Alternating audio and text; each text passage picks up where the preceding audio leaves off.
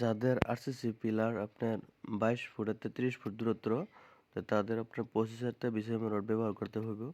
যেহেতু আমরা 22 ফুট দূরত্ব পিলার, এই পিলার থেকে এই পিলার, তো আমরা 20 রড ব্যবহার করছি 6টা, আর শর্ট কাট পিস আমরা 6টা ব্যবহার করছি।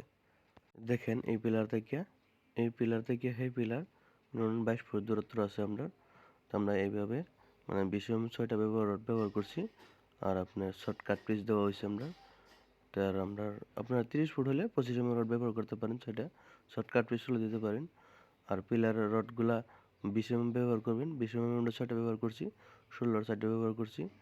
তার আপনার খুঁটার সাইজ যদি 20 বা আরও 30 ফুট দূরত্ব থাকে, তো মাঝে আপনারা চূড়া বিম 16 রড 6টা এভাবে 3টা রড দিতে পারেন, যেটা চূড়া বিম। যেটা আপনার মাঝে মিডল পয়েন্টে আপনার এটেকটা আসবে না, ভাইব্রেশন লাগে যেটা হয়, তো এভাবে আপনারা দিতে পারেন। আর সাইডে মেনটেন করবেন, কভারিং মেনটেন করবেন, 20 কভারিং।